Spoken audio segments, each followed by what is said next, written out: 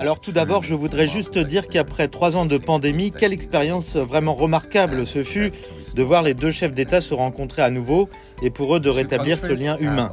Les deux pays entretiennent une coopération de longue date dans le secteur aérospatial. Concernant les hélicoptères Airbus et notre signature du contrat 50 H160 avec GDAT, cela ne peut que renforcer davantage notre engagement sur le marché chinois.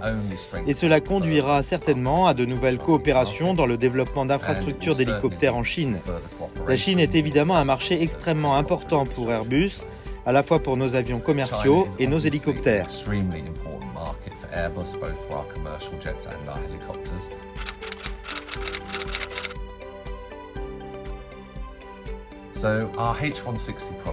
Notre produit H160 représente la toute dernière technologie d'hélicoptère.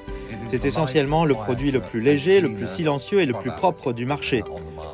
Tous nos types d'hélicoptères apportent une forte contribution à la société, que ce soit dans les missions de services d'urgence, les catastrophes, la gestion, l'évacuation, le transport offshore, les plateformes pétrolières et gazières, les parcs éoliens, le pilotage portuaire et également une gamme complète de missions de service public. C'est donc vraiment un produit très polyvalent qui arrive vraiment sur le marché à un moment où il est le plus nécessaire et qui révolutionnera le marché chinois.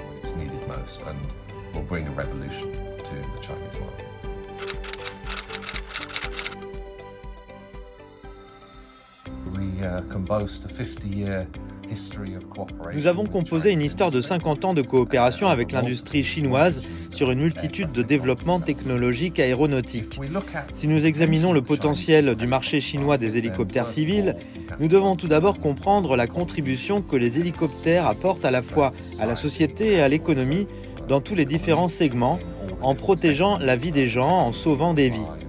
Et vous savez, ils permettent également aux entreprises de fonctionner de la manière la plus efficace que ce soit, le pilotage portuaire pour les grands navires, l'accès aux ports, les parcs éoliens et tous les types de services publics et de soutien énergétique pour le pays.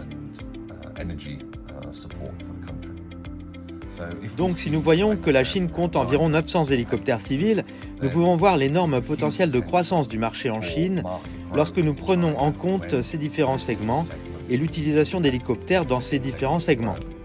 On voit donc qu'autour de la Chine, dans les différentes provinces, il y a eu d'énormes investissements dans la construction de terminaux d'aviation générale pour permettre l'utilisation d'hélicoptères. Et maintenant, ce dont nous avons besoin, c'est de travailler avec les provinces chinoises et nos partenaires chinois pour développer l'infrastructure de ces terminaux d'aviation générale pour soutenir les hélicoptères et leur introduction sur le marché.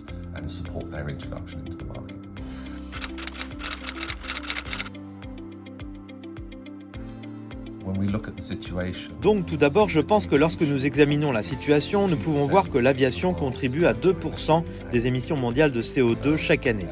Airbus a donc un rôle très important à jouer et disons dans la réduction de ces émissions à l'avenir. Donc notre stratégie globale et un engagement clair qu'Airbus a pris est de devenir une entreprise à zéro carbone d'ici à 2050. La coopération clé vers laquelle nous nous tournons dans toutes les grandes nations et en particulier en Chine est le soutien au développement de la capacité de fabrication de ce carburant d'aviation durable. In the development of the manufacturing capabilities of that sustainable aviation fuel.